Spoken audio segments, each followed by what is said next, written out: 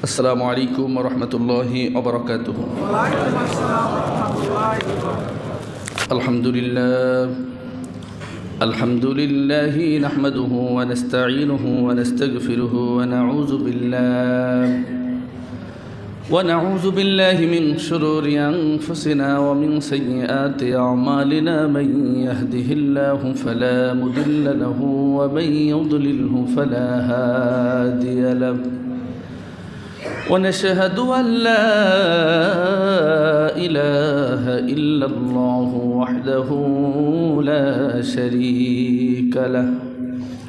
ونشهد أن سيدنا ومولانا محمدًا عبد الله ورسوله الذي أرسله بالحق بشيرًا ونذيرًا وداعيا إلى الله بإذنه وسراجا منيرا. فقد قال الله تبارك وتعالى في كلامه المجيد وفرقانه الحميد: أعوذ بالله من الشيطان الرجيم.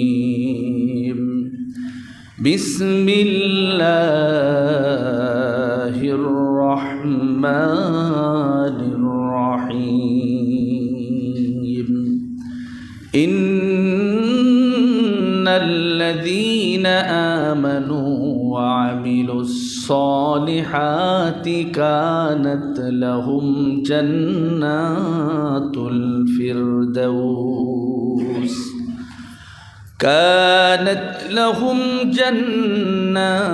الفردوس نزلا خالدين فيها لا يبغون عنها حولا. قل لو كان البحر مدادا لكلمات ربي لنفد البحر قبل أن تنفد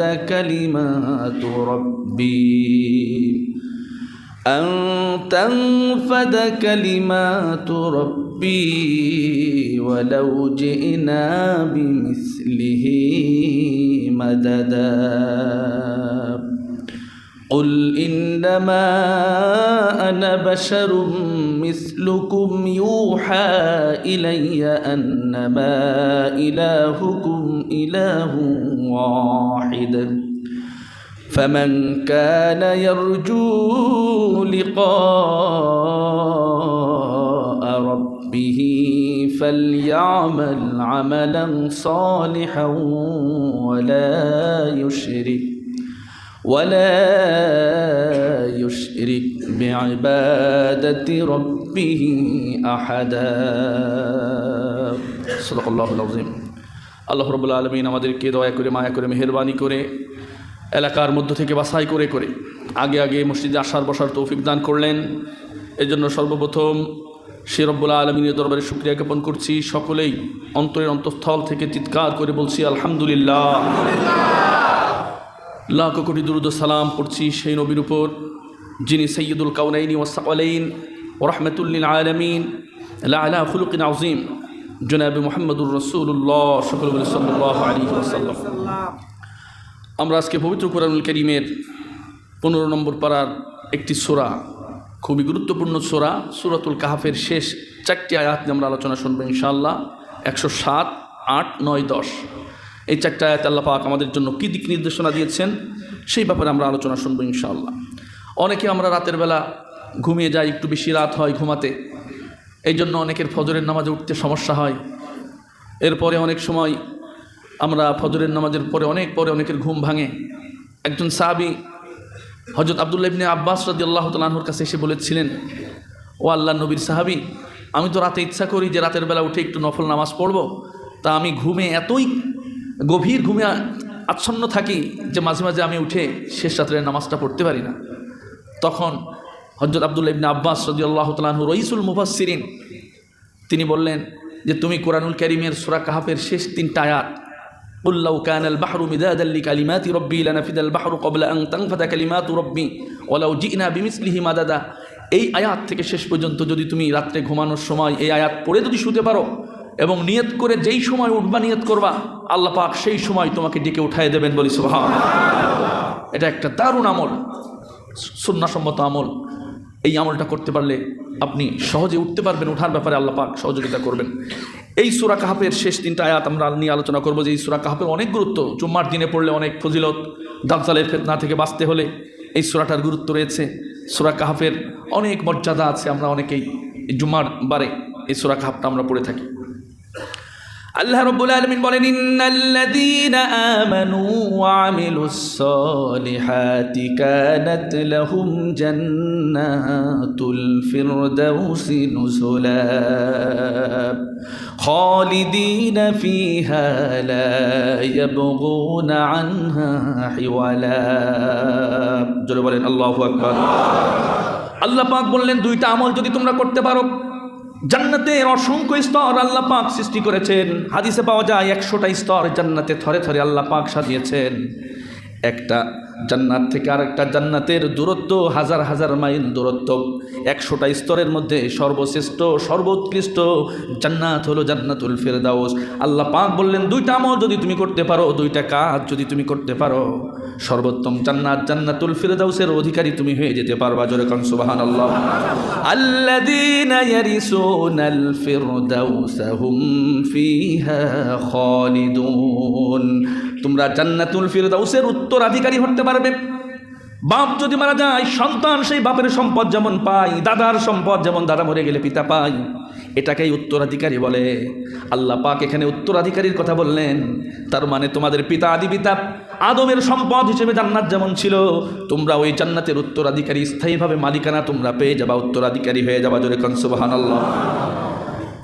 এক একটা স্তরের এক এক রকম মর্যাদা, কোন কোন গুণ থাকলে কোন স্তরের জান্নাত আপনি পাবেন, ওই জান্নাতের বর্ণনা আজকে আমরা পরাণ ধরে শুনবো। রব্বুল আলামিন যে জান্নাতুল ফিরদাউসের কথা বললেন, নবী বলেছেন তোমরা যখন দোয়া করবা, জান্নাত যখন চাইবা, আল্লাহর নবী তাম পৃথিবীর উম্মতদেরকে বলে গেলেন, তোমরা যখন আল্লাহর কাছে জান্নাত কামনা করবা, ইজা সালতুমুল্লাহাল জান্নাহ, জান্নাত যদি চাইতেই হয় উম্মতেরা ছোটটা কখনো চাইবা না, ফাসআলুল্লাহাল ফিরদাউস, তোমরা জান্নাতুল ফিরদাউস চাইবে। জোরে কান সুবহানাল্লাহ। কোন কোন জান্নাত চাইতে হবে? কারণ নবী আমাদের শিখিয়ে দিয়েছে, আমাদের কত হিতাকাঙ্ক্ষী। নবী জান্নাতুল ফিরদাউসে থাকবেন আর আমরা নিচের স্তরে থাকবো, এটা নবী চান নাই।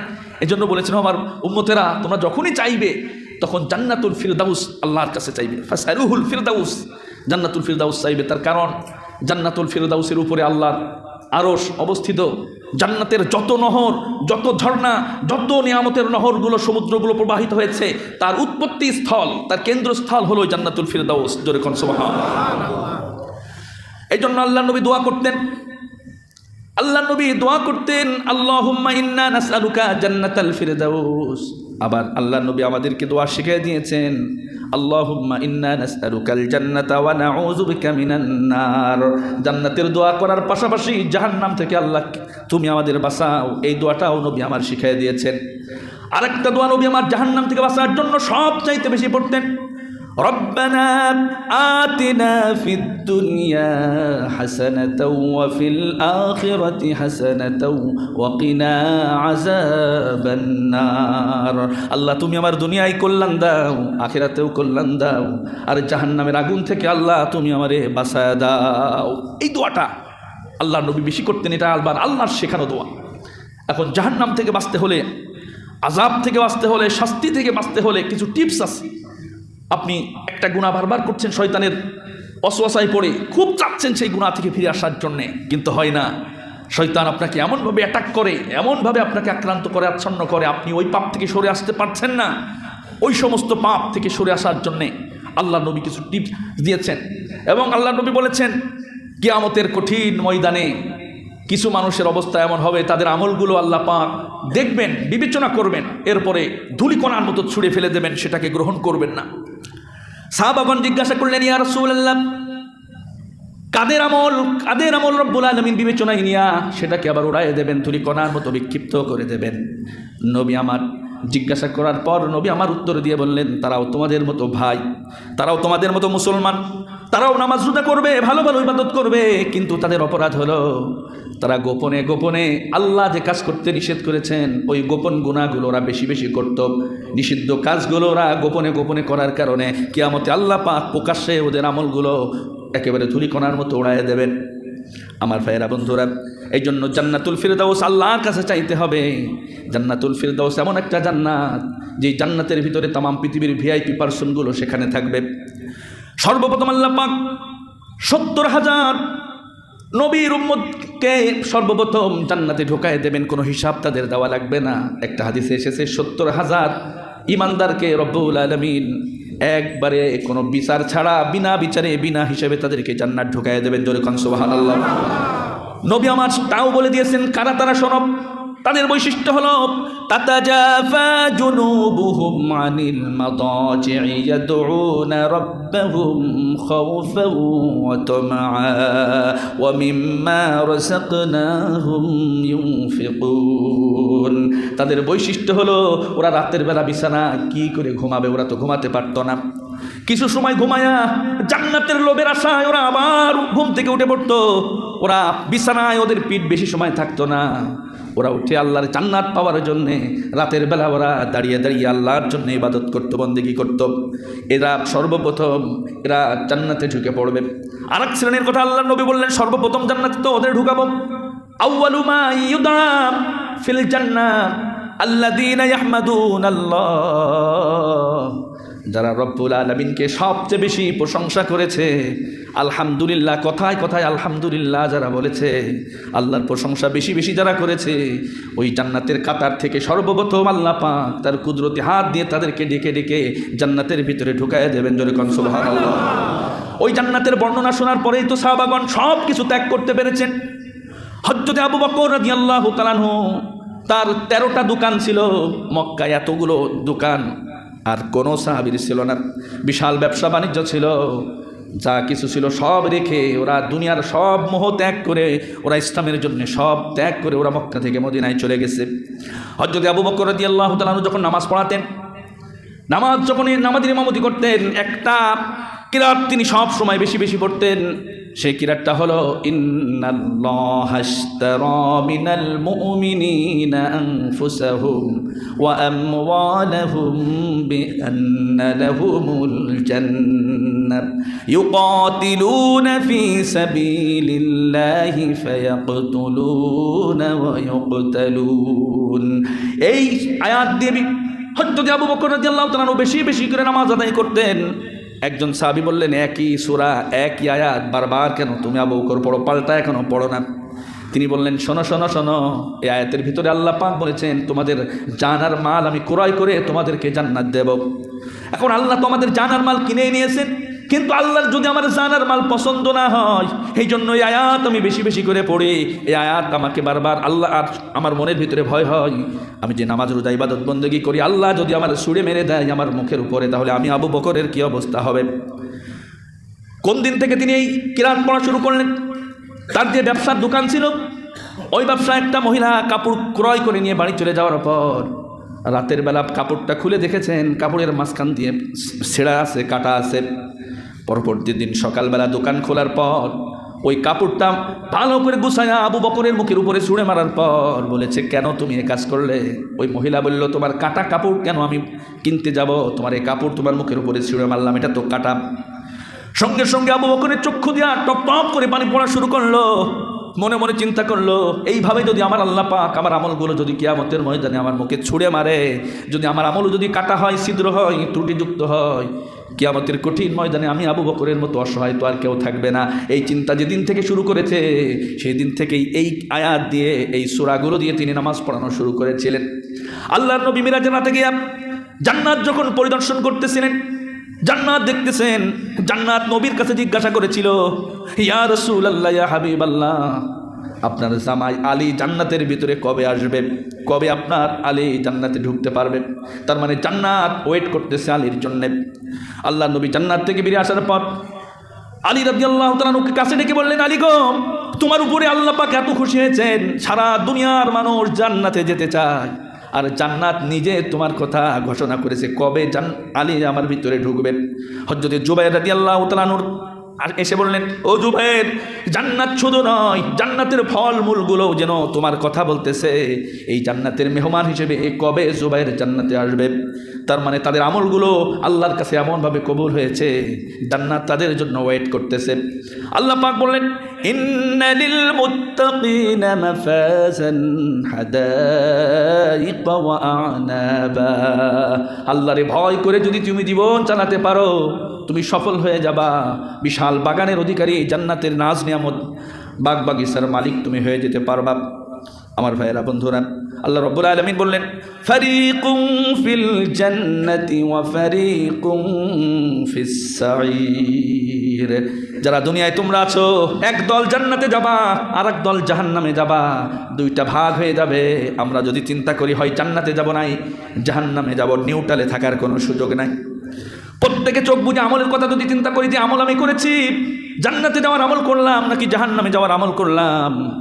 জাহান্নামে যাওয়ার মতো কোনো কাজ যদি হয়ে যায়, প্রতি মুহূর্তে তওবা ইস্তেগফার বেশি বেশি করা লাগবে। আমার ভাইয়ের, আল্লাহ পাক আবার বললেন, ইন্নাল্লাযীনা আমানু ওয়া আমিলুস সালিহাতি সায়াজআলু লাহুমুর রাহমানু উদ্দা। যদি ভালো আমল করতে পারো আর আল্লাহর উপরে খাঁটি ইমান যদি আনতে পারো, পাকা ইমানদার যদি হতে পারো, আর যদি ভালো ভালো কাজগুলো করতে পারো, আল্লাহ বললেন অচিরেই ভালোবাসা কারে কয়, সেই ভালোবাসা আমি ওই বান্দাদের সঙ্গে দেখায় দেবো। জোরে কোন সুবহানাল্লাহ। ভালোবাসা দেখাবেন কিভাবে? হাদিসে বিভিন্নভাবে বর্ণনা পাওয়া যায় যে প্রতি শুক্রবারে জান্নাতে একটা বাজার বসবে, জান্নাতীরা চতুর্দিক থেকে পঙ্গপালের মতো ছুটে সেই বাজারে উপস্থিত হবে। সেখানে আল্লাহ পাক জান্নাতীদেরকে এমন মেহমানদারি করাবেন, এতদিন এই 6 দিন ধরে যেই মেহমানদারি তারা গ্রহণ করেছেন, আল্লাহর পক্ষ থেকে স্পেশাল মেহমানদারি পাওয়ার পরে ওরা বলবে যে এতদিন যে আপ্যায়ন আমরা পেয়েছি, যে মেহমানদারি আমরা গ্রহণ করেছি, সেই আপ্যায়নগুলো কোনো আপ্যায়নই না আল্লাহর এই মেহমানদারির কাছে। জোরে বলি সুবহানাল্লাহ। ওরা যখন চলে আসবে, তাদের চেহারাটা চেঞ্জ হয়ে যাবে, চেহারাটা পরিবর্তন হয়ে অন্য রকম সৌন্দর্য ওদেরকে আচ্ছন্ন করবে, আরও সুন্দর হয়ে ওরা ওখান থেকে ফিরে আসবে। আমার ভাইয়েরা, এই জান্নাতে যখন কোনো জান্নাতি ঢুকবে, আল্লাহ পাক সে কথাই কোরআনে বললেন, ওয়াসিকাল্লাযীনা ইত্তাকাউ রাব্বাহুম ইলাল জান্নাতি যুমারা হাত্তা ইযা জাউহা ওয়া ফুতিহাত আবওয়াবুহা ওয়া ক্বালা লাহুম খাযানাতুহা সালামুন আলাইকুম তিবতুম ফাদখুলুহা খালিদিন। জান্নাতীদের ফয়সালা যখন হয়ে যাবে, আমলনামা ডান হাতে হয়ে গেছে, এবার জান্নাতীদেরকে আমন্ত্রণ জানাতে জানাতে ফেরেশতারা যখন জান্নাতের কাছে গিয়া জান্নাতের দরজা দিয়ে যখন ঢোকাবে, হাদিসে এসেছে জান্নাতের দরজাটা, একটা বর্ণনা এসেছে এত দীর্ঘ হবে, মক্কা থেকে বাহরাইন পর্যন্ত যত চওড়া জান্নাতের ঢোকার দরজাটা হবে সেই রকম। একবারে কোটি কোটি মানুষ এক ধাক্কায় জান্নাতের ভিতরে ঢুকে যেতে পারবে। জোরে কোন সুবহানাল্লাহ। আরেকটা বর্ণনা এসেছে 40 বছরের দূরত্বের রাস্তা যত দূর, জান্নাতে ঢুকার দরজাটা হবে ওই রকম বিশাল প্রশস্ত। জান্নাতে ঢুকে দেওয়ার পর আনন্দে আত্মহারা হয়ে ওই গেট দিয়ে ঢোকার পরে ওরা মাল সামানা নিয়ে বসে পড়বে। ফেরেশতারা বলবে, না না না, এটা তো জান্নাত নয়, আরও সামনে তোমরা অগ্রসর হও। এবার উঠে জান্নাতে আবার সামনে যাওয়ার পর এবার ওরা আরেকটু চাকচিক্যময় স্থান দেখার পর নিশ্চিত ওরা বিশ্বাস করবে এটাই বোধহয় জান্নাত। সেখানে ওরা যখন বসে পড়বে, আবার ফেরেশতারা বলবে, না না, এটা তোমার জান্নাত নয়, এটা তো গেটের সৌন্দর্য, এখনো তো তুমি পরিপূর্ণ জান্নাতে যাও না, চলো আরো সামনে অগ্রসর হও। এই জন্য আল্লাহ পাক বলেন, ওয়াসিকাল্লাযীনা ইত্তাকাউ রাব্বাহুম ইলাল জান্নাতি যুমারা। ওয়াসিকা মানে চালায় নিয়ে যাওয়া। সাদর সম্ভাষণ জানাতে জানাতে তাদেরকে ফেরেশতারা জান্নাতের ভিতরে ঢুকায় নিয়ে যাবে। তৃতীয়বার যখন তারা জান্নাত পেয়ে যাবে, জান্নাতে ঢোকার পর এস্টোনিশড হয়ে, অবাক হয়ে ওদের মুখ থেকে একটা কথা বের হবে। কি কথা তা আল্লাহ পাক কোরআনে তুলে দিয়েছেন। ওরা ঢুকে আল্লাহর প্রশংসা করবে, وقالوا الحمد لله الذي صدقنا وعده وأورثنا الأرض نتبوأ من الجنة حيث نشاء فنعم أجر العاملين। কতই না উত্তম আমল তোমরা করেছিলে, কতই না উত্তম আমল তোমরা করেছিলে, আজকে তোমরা জান্নাতের উত্তরাধিকারী হয়েছো। ওরা সবাই একযোগে বলবে ওয়াকালুল হামদুলিল্লাহিল্লাযী সাদাকানা, সমস্ত প্রশংসা রব্বুল আলামিনের, যেই আল্লাহ পাক আমাদেরকে জান্নাতে ঢুকাইয়েছেন। আল্লাহর প্রশংসা সর্বপ্রথম করবে। এজন্য দুনিয়ায় বেশি বেশি প্রশংসা করতে পারলে আপনার জান্নাতে যাওয়ার সম্ভাবনা খুব বেশি আছে। আমার ভাইয়েরা, জান্নাতে এবার যখন তারা ঢুকে পড়লো, ঢোকার পর ওরা বসার জন্য কেমন জায়গা পাবে, কোরআনে আল্লাহ পাক সেই জায়গার কথা তুলে দিলেন।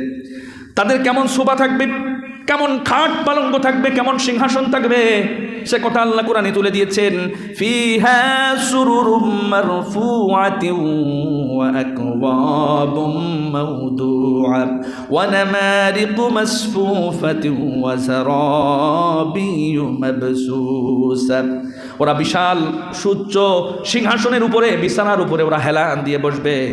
ওই বিছানার উচ্চতা হবে 50 বছরের মতো লম্বা। আর একটা বর্ণনা এসেছে আসমান জমিন যেমন উঁচা, এরকম উঁচা সিংহাসন, এরকম উঁচা খাট ওদেরকে দেওয়া হবে। ওরা যখন বসার জন্য কাছাকাছি এগিয়ে যাবে, ওটা ভাঁজ হয়ে আস্তে করে বসার উপযোগী হয়ে যাবে। ওই সিংহাসনে ওঠার পর, খাটের উপরে ওঠার পর আবার সেটা আবার উঁচু হয়ে যাবে সম্মানের জন্য। জোরে কোন সুবহানাল্লাহ। এবার যখন ওরা সবাই বসে হেলান দিয়ে বসবে, আরাম করে আয়েশ করে, যখন একজন আরেকজনের মুখামুখি বসবে, সব নাজ নিয়ামত ডানি বায়ে যখন দেখবে জান্নাতের ঝর্ণাগুলো প্রবাহিত হচ্ছে, জান্নাতের নহরগুলো প্রবাহিত হচ্ছে, জান্নাতের সাগর নদী নালাগুলো পানি এমনভাবে ঢেউ খেলতেছে, আশপাশে পাখির আওয়াজ, জান্নাতের পাতাগুলো নড়তেছে বাতাসে। ওই সময় ওরা অ্যাস্টনিশড হয়ে যাবে সেই জান্নাতের নাজ নিয়ামত আর নদী নালা পাখির কথা, সেটাও আল্লাহ পাক কোরআনে তুলে দিয়েছেন। জান্নাতিন তাজরি মিন তাহতিহাল আনহার, যেখানে জান্নাতের কথা আল্লাহ বর্ণনা করেছেন, সেখান দিয়ে প্রবাহিত হয়ে যাবে নহরগুলো, সে কথা আল্লাহ বলেছেন। এই নহর মানে শুধু নদী নয়, এই নহর মানে ঝর্ণা, এই নহর মানে সাগর, এই নহর মানে উপসাগর, এই নহর মানে জান্নাতের নদী নালা খাল বিলগুলার কথা আল্লাহ পাক এখানে বোঝাইছেন।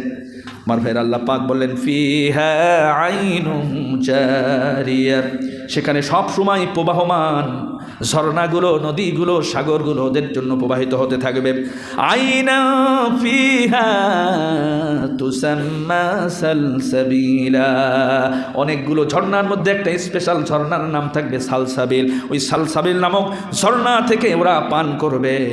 আল্লাহর নবী বলেছেন ওদের জন্য এমন জান্নাত আল্লাহ পাক বানিয়েছেন, মালা আইনুন রাত, তোমাদের পৃথিবীর কোনো চোখ সেই নিয়ামতগুলো কোনোদিন দেখে নাই, ওলা উজনুন সামিআত, কোনোদিন শোনেও নাই। তার মানে আমরা যা শুনতেছি এটা একটা কল্পনা মাত্র। ওলা খতারা আলা কলবি বাশার, কোনো অন্তর কল্পনাও করতে পারবে না কেমন জান্নাত তারা পাবে। এটা সামান্য নমুনা, একটু ধারণা দেওয়ার জন্যে। তাছাড়া জান্নাত কেমন হবে না দেখলে, না উপভোগ করলে, বর্ণনা শুনে কোনো মানুষ বুঝতে পারবে না। এবার যখন ওরা সবাই বসলো, জান্নাতের নাজ নিয়ামতগুলো দেখলাম, এবার আপ্যায়নের পালা, খাবার পরিবেশনের পালা। সর্বপ্রথম ওদেরকে কি দিয়ে আপ্যায়ন করা হবে? আল্লাহর নবী জানাইছেন জান্নাতের মাছের বড় বড় কলিজাগুলো ভুনা করে সর্বপ্রথম তাদের সামনে পেশ করা হবে। জোরে কোন সুবহানাল্লাহ। প্রথম খাদ্যটা হবে কাবিদুল হুদ, বড় বড় মাছের কলিজা তাদের সামনে জান্নাতি মাল মশলা দিয়ে এটা ভুনা হয়ে তাদের সামনে সর্বপ্রথম উপস্থাপন করা হবে। এরপরে পাখির ভুনাগোস্তগুলো ওদের জন্য থাকবে। হঠাৎ করে জান্নাতের দরজাগুলো দুলতে থাকবে, জান্নাতের পাতাগুলো একটু বেশি আন্দোলিত হতে থাকবে, জান্নাতের নহরগুলো, সাগর নদীগুলোর পানিগুলো একটু বেশি টালমাটাল হওয়া শুরু করবে। ওরা লক্ষ্য করে দেখবে বিশাল আকৃতির একটা পাখি, সুন্দর পাখি উড়ে বেড়াচ্ছে। ওই পাখিটা জবান খুলে বলবে, ও জান্নাতে আমারে দেখলে হবে নাকি? আমার কি খেতে চাও নাকি? বলবে হ্যাঁ তোমারে খেতে চাই। সঙ্গে সঙ্গে জান্নাতি মশলা দিয়ে ভুনা হয়ে তার সামনে উপস্থিত হয়ে যাবে। সে কথা আল্লাহ পাক কোরআনে দিয়েছেন তুলে, ওয়ালা হামি তাইরিম মিম্মা ইয়াশতাহুন, রকমারি কোটি কোটি পাখি থাকবে তোমাদের ইচ্ছা অনুযায়ী, যেই পাখি তোমরা পছন্দ করো ওই পাখির মাংস তোমাদের সামনে উপস্থাপন করা হবে। আমার ভাইয়েরা, বন্ধুরা, শুধু তাই নয়, এক একজন জান্নাতীর জন্য হাদিসে এসেছে 80,000 খাদেমা থাকবে। 80,000 দুই হাতে 1,60,000 নাস্তার প্লেট নিয়ে তার সামনে উপস্থাপন করবে, সেটা খাওয়ার জন্য। আর যখনই তার সামনে খাবার পরিবেশন করবে তখনই বলবে কুলু ওয়াশরাবু হানিআম বিমা আসলাফতুম ফিল আইয়ামিল খালিয়া। বান্দারে, দুনিয়ায় থাকতে তুমি যখন দোকান বন্ধ করে মসজিদে এসেছো, তোমার পাশের দোকানদার তো দোকানদারি করেছে, তোমার সামনে অনেক খরিদ্দার ছিল, তুমি আল্লাহর জন্য তুমি সব ত্যাগ করেছ। রাতের বেলা লেপটা সরাইয়া ঠান্ডা পানি দিয়ে উজু করে তুমি নামাজে গেছো। কত টাকা পয়সার মালিক কত মানুষ ছিল, হজে যায় না, তুমি আল্লাহর জান্নাত পাওয়ার জন্য কষ্ট করে করে তোমার পরিশ্রমের টাকা ব্যয় করে হজ করেছ। বছর শেষে যখন জাকাত আসে, জাকাতের সময় আসে, তখন তুমি জাকাত প্রদান করেছ। তুমি তো হারাম কাজগুলো করো নাই। তোমার আশপাশে কত রকমের কালোবাজারি হয়েছে, অবৈধ ইনকাম মানুষেরা করেছে, তুমি সেগুলো থেকে পরহেজ হয়ে আল্লাহর খুশির জন্যে, পরকালে জান্নাত পাওয়ার জন্য কাজগুলো তুমি করেছো। এই জন্য এখন বান্দা খাও এবং পান করো, আরাম করে মজা করে খাও এবং পান করো। আর এই খাওয়া পান করা একদিন দুই দিনের জন্য না, 24 ঘন্টা সার্ভিস। উকুলুহা দাইমু ওয়া জিল্লুহা, আল্লাহ বললেন সব সময় স্থায়ীভাবে যখন ইচ্ছা করবে তখনই তোমাদের জন্য সব ধরনের ফলমূল, পানীয়, শরাব আর নাস্তাগুলো তোমাদের জন্য সব সময় বরাদ্দ থাকবে, বাজেট থাকবে। এবার ওদের পানি পান করার ইচ্ছা হবে, আল্লাহ পাক বললেন মিনারেল ওয়াটার সর্বপ্রথম ওদের দেওয়া হবে। ওয়াসাকাহুম রাব্বুহুম শারাবান তাহুরা, পবিত্র পানীয় ওদেরকে পান করতে দেওয়া হবে। এমনকি সেখানে সাগর থাকবে। সর্বপ্রথম কিসের সাগর, তাও আল্লাহ পাক বললেন মাসালুল জান্নাতিল্লাতী উইদাল মুত্তাকুন ফিহা আনহারুম মিন মাইন গায়রি আসিন। এটা মুত্তাকিদের জন্য জান্নাত আমি বানিয়েছি, সেখানে থাকবে এমন পানি যেই পানির রং কোনোদিন পরিবর্তন হয় না। এই পানির সাগর বা এই পানির নদী প্রবাহমান থাকবে। সর্বপ্রথম যখন সন্তান হয়, ওই সন্তানের মুখে তার নানি, দাদি, তার খালা থাকলে একটু মধু তার মুখে একটু জড়ায় দেয়। এই রসম আছে না নেই? এই রসম আছে, যাতে করে ওর কথাটা ভালো হয়। আল্লাহ পাক বললেন আনহারুম মিন আসালিম মুসাফফা, বান্দার জন্য জান্নাতে ওই মধুর নহর প্রবাহিত হতে থাকবে। এরপরে সন্তান যখন মধু দেওয়ার পরে ওই সন্তান মায়ের দুধ চুষে চুষে খায়। আল্লাহ পাক বললেন সেই জান্নাতের ভিতরে ওয়ানহারুম মিন লাবানিন লাম ইয়াতাগায়্যার তা'মুহু, দুধের সাগর থাকবে, সুস্বাদু দুধের সাগর। এই সন্তান যখন বড় হয় এরপরে পানি খাওয়া শেখে, আল্লাহ পাক বললেন মিনারেল ওয়াটার তাদের জন্য জান্নাতে থাকবে, এটা সাগরের মতো প্রবাহমান থাকবে।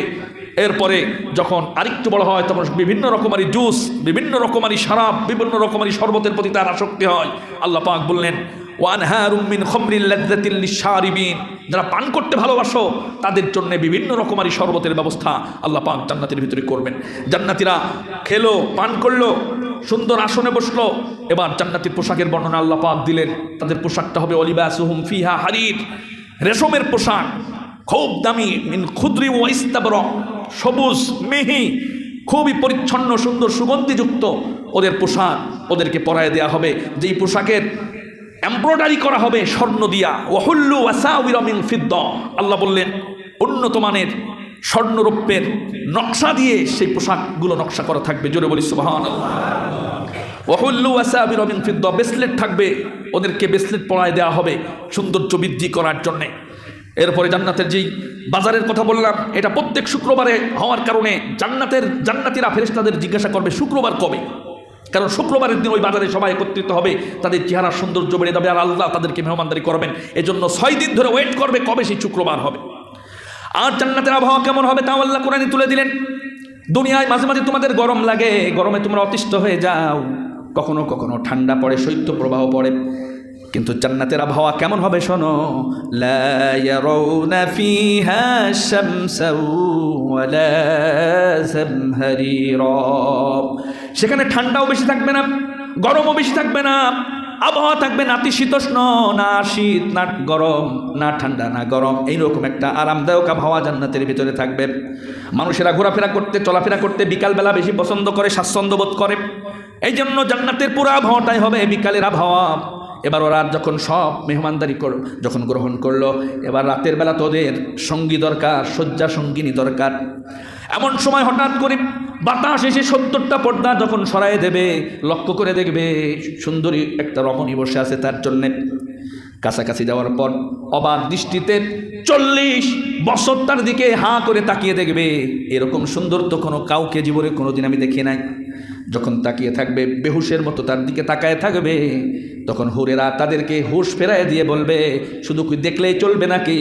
আমার ভিতরে কি আর তোমার কোনো আকর্ষণ নাই নাকি? আমার প্রতি কোনো আগ্রহ মোহ কি তোমার নাই? খালি দেখলেই কি চলবে নাকি আনন্দ ফুর্তি শুরু করো? এবার 70,000 বছর ওই জান্নাতি হুটটা ড্যান্স করবে, নাচ করবে তার বিনোদন দেওয়ার জন্যে। সে কথাও হাদিসে আল্লাহ পাক হাদিসে আল্লাহর নবী জানায় দিয়েছেন। এরপরে টানা শুধু নাচবেই না, তাদের পায়ের যে কঙ্কর থাকবে, নূপুর থাকবে, নূপুরের ভিতর থেকে একটা ঝংকারের আওয়াজ 1 লক্ষ এরও বেশি আওয়াজ দেবে, কালার পরিবর্তন হতে থাকবে। এটা 70,000 বছর সে শুধু নাচতেই থাকবে, নাচতেই থাকবে। এটা দেখে সেও আরাম উপভোগ করবে।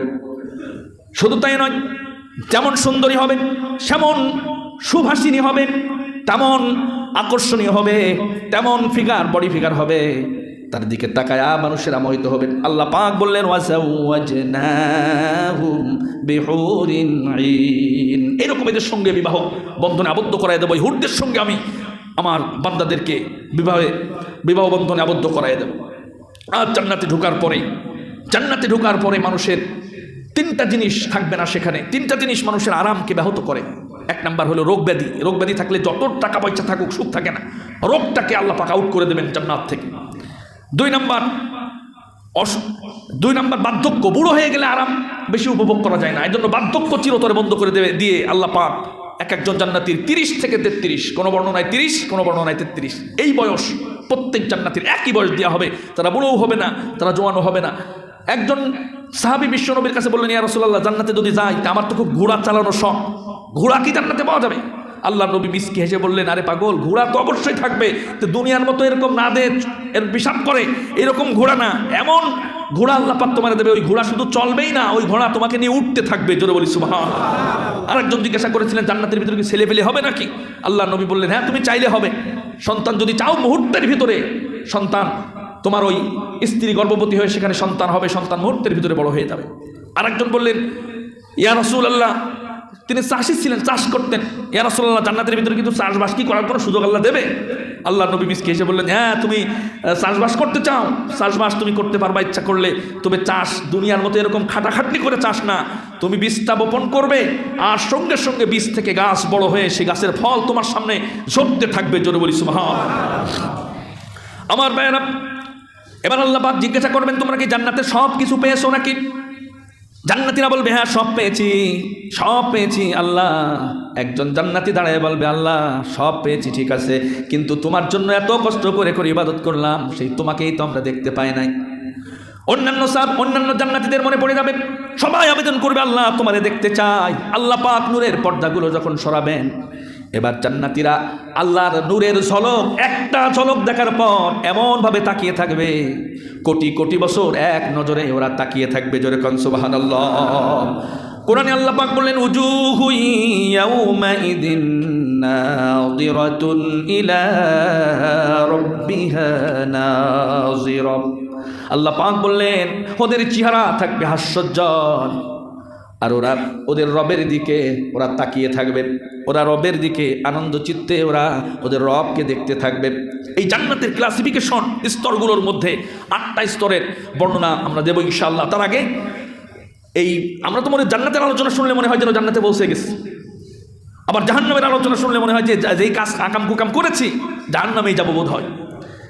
আমার ভাইয়েরা, জাহান্নাম থেকে বাঁচতে হলে, পাপ থেকে বাঁচতে হলে কিছু করণীয়, তার মধ্যে একটা করণীয়, আপনি যখন পাপ করবেন ওই সময় যদি আপনার মৃত্যু হয়ে যায়, চিন্তা করতে হবে, ওই সময় যদি মৃত্যু হয়ে যায়, আল্লাহ নবী বলেছেন, কিয়ামতের কঠিন ময়দানে কেউ যদি পাপ করা অবস্থায় মৃত্যুবরণ করে, ওই পাপ অবস্থায় তাকে কিয়ামতে উঠানো হবে। মানুষ দেখে বুঝবে যে এই আকাম করতে গিয়ে মরে গেছে। এই জন্য প্রত্যেকটা গুনার সময়, করার সময় আপনার একথা চিন্তা করতে হবে, এই মুহূর্তে যদি মৃত্যু হয়ে যায় তাহলে ওই অবস্থায় আপনাকে কিয়ামতের কঠিন ময়দানে আল্লাহর সামনে দাঁড়াতে হবে। আমার ভাইয়েরা, 2 নাম্বার, গোপন গুনাহ থেকে বাঁচার জন্য আল্লাহকে ভয় করতে হবে। গোপন গুনাহ থেকে বাঁচার জন্য চেষ্টা করতে হবে, আল্লাহকে ভয় করতে হবে। কেউ দেখছে না এই দৃশ্য, আব্বা দেখলে, মা দেখলে, বড় ভাই দেখলে খুব লজ্জা পেতাম, তাম পৃথিবীর রব দেখতেছে আমার এই অপকর্ম, এই চিন্তা করে পাপ থেকে নিজেদেরকে সরায় রাখতে হবে। এরপরে চিন্তা করতে হবে যে আমার নফস যা বলবে তাই শুনবো, তা নয়, নফসের গোলামি করা যাবে না। নফস মনে যখন যা বলে সেটাই করা যাবে না। জান্নাতের ভিতরে যারা ঢুকবে তাদের মধ্যে একটা সুবহান মান খাফা মাকামা রাব্বিহি ওয়া নাহান নাফসা আনিল হাওয়া, মন যা বলবে তা শুনবে না, মনের কথা শুনবে না, আল্লাহর কথা শুনবে, কোরআনের কথা শুনবে, হাদিসের কথা শুনবে। আমার ভাইয়েরা, তাহলে নফসের সাথে যুদ্ধ করতে হবে, জিহাদ করে করে পাপ থেকে বাঁচতে হবে, তা না হলে ওই জান্নাত পাওয়া যাবে না। আল্লাহ বলেছেন ইন্নান নাফসালা আম্মারাতুম বিসু, একটা নফস আছে, সেই নফসটার নাম হলো আম্মারা। এই আম্মারা সব সময় তোর খারাপ কাজের জন্য আদেশ দেবে, সব সময় বলবে তোর খারাপ কাজ করতে, আকাম কুকাম করতে, পাপ কাজ করতে, তোকে যাতে জাহান্নামে যেতে বাধ্য করে সেই চিন্তা করবে। তুমি চেষ্টা করবা ওই নফসের কথা না শোনার জন্য। এরপরে অবসরে আল্লাহর কোরআন তেলাওয়াত করতে হবে, জিকির আজকার করতে হবে, ইসলামী বই পড়তে হবে, কোরআন হাদিসের বইগুলো পড়তে হবে, তসবিহ তাহলিল করতে হবে। তাহলে আপনার পাপ করার সুযোগ আপনি কম পাবেন। অলস মস্তিষ্ক শয়তানের কারখানা, অলস থাকলে তখন মনে হবে যেন এই কাজটা করি, এই কাজটা করি, এই অপরাধ অপকর্ম খারাপ চিন্তা মাথার ভিতরে ঢুকে পড়বে। এরপরে সত্যবাদীদের সাথী হওয়ার জন্য চেষ্টা করতে হবে, যারা সত্য কথা বলে, নামাজ কালাম পড়ে, ভালো মানুষ, হালাল উপার্জন করে, আপনি জানেন যে লোকটা ভালো, তার সাথে মিশার জন্য চেষ্টা করেন। আর কিছু ভালো গুণ একটা একটা করে আপনার ভিতরে ঢুকবে, জান্নাতে যাওয়ার জন্য আপনার সহজ হবে। এরপরে জান্নাতের শান্তির কথা মনে মনে চিন্তা করা, জাহান্নামের কঠিন শাস্তির কথাগুলো মনে মনে চিন্তা আমাদেরকে করতে হবে। এরপরে কান্নাকাটি করা, আল্লাহর কাছে ইস্তেগফার করা, ক্ষমা প্রার্থনা করা, বেশি বেশি ক্ষমা প্রার্থনা করা, আল্লাহ আমার দ্বারা যেন কোনো গুনার কাজ না হয়ে যায়, এই দোয়াগুলো করার মাধ্যমে আপনি জান্নাতে যেতে পারবেন, গুনাহ থেকে বাঁচতে পারবেন। জান্নাতের যে ক্যাটাগরিগুলো আছে, 8টা ক্যাটাগরি বা 8টা স্তরের কথা কোরআনে এসেছে।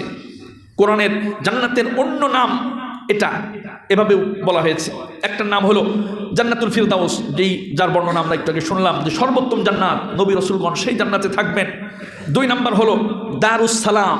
দারুস সালামে ঢুকতে হলে যে গুণ দরকার, 1 নম্বর হলো কোরআনের উপদেশ গ্রহণ করতে হবে। কোরআনের যেই কথাগুলো আছে, এই কথাগুলো অক্ষরে অক্ষরে পালন করতে হবে। আল্লাহ পাক বললেন وَأَنَّ هَذَا صِرَاطُ رَبِّكَ مُسْتَقِيمًا قَدْ فَصَّلْنَا الْآيَاتِ لِقَوْمٍ يَذَّكَّرُونَ لَهُمْ دَارُ السَّلَامِ عِندَ رَبِّهِمْ وَهُوَ وَلِيُّهُمْ بِمَا كَانُوا يَعْمَلُونَ। আল্লাহ পাক বললেন এটা হলো সিরাতুল মুস্তাকিমের পথ। কোরআনের মাধ্যমে তোমাদেরকে সোজা পথ, আমি জান্নাতের পথ দেখাই দিয়েছি, আর তোমাদেরকে বিস্তারিত কোরআনের আয়াতগুলো বুঝাই দিয়েছি। লিকৌমি ইয়াযাক্কারুন, যেই সম্প্রদায় এখান থেকে শিক্ষা গ্রহণ করবে, কোরআনের শিক্ষা নিতে পারবে, তাদের জন্যই থাকবে লাহুম দারুস সালাম, ওরা দারুস সালাম নামক এই জান্নাতের স্তরে তারা থাকতে পারবে। তাহলে কোরআন থেকে শিক্ষা গ্রহণ করতে হবে। 2 নম্বর জান্নাতুল খুলদ। আল্লাহ পাক এই জান্নাতের ব্যাপারে বললেন কুল আযালিকা খায়রুন আম জান্নাতুল খুলদিল্লাতী ওয়াইদাল মুত্তাকুন, যারা মুত্তাকি তাকওয়াবান পরহেজগার তাদের জন্য এই জান্নাতের ব্যবস্থা করা হয়েছে। আরেকটা হলো দারুল করর, যারা দুনিয়ার ভোগ বিলাসকে ত্যাগ করে আখিরাতকে প্রাধান্য দেয়, আল্লাহ হালাল হারাম মেনে বেঁচে চলে, হারাম থেকে পরহেজ থাকে, হালাল উপার্জন করে, হালাল পথে জীবন জীবিকা চালায়, আখিরাতকে প্রাধান্য দেয়, তারা দারুল করর নামক জান্নাতের স্তরের অধিকারী হতে পারবে।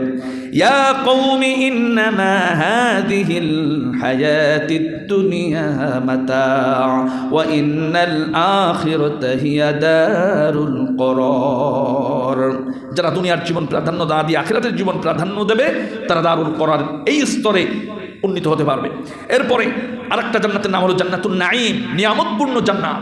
এই জান্নাতে কোন কোন গুণ থাকলে এই স্তরে মানুষ ঢুকতে পারবে? তার মধ্যে যারা দিনের কাজে অগ্রগামী, দিনের কাজে অগ্রগামী, ইসলামের কাজে অগ্রগামী, কোরআনের কাজে অগ্রগামী, ওয়াস-সাবিকুনা আস-সাবিকুনা উলাইকাল মুকাররাবুন, যারা দিনের কাজে অগ্রগণ্য। অনেক মুসলমান আছে দিনের কাজে বাধা দেয়, অগ্রগণ্য তো দূরের কথা, মুসলমান দাবি করে আবার দিনের কাজে বাধা দেয়। আল্লাহর কোরআন বলেছে দিনের কাজে বাধা দিলে কিন্তু আমল আমি নষ্ট করে দেয়।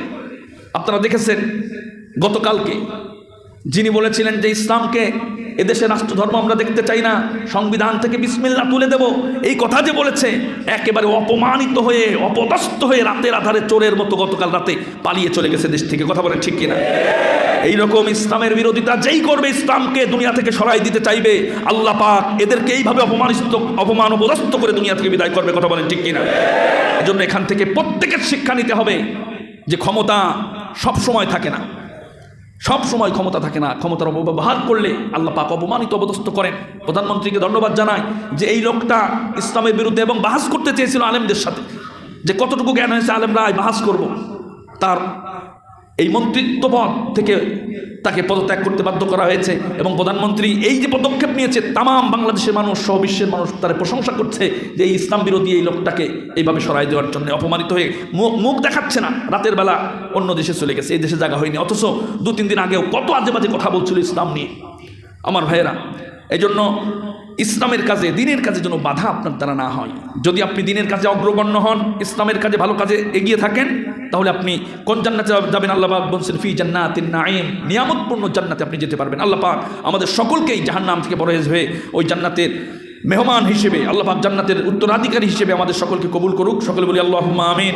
ওয়া আখিরু দাওয়ানা আলহামদুলিল্লাহি রাব্বিল আলামিন। সুবহানাকাল্লাহুম্মা ওয়া বিহামদিকা আশহাদু আল্লা ইলাহা ইল্লা আনতা আস্তাগফিরুকা ওয়া আতুবু ইলাইক।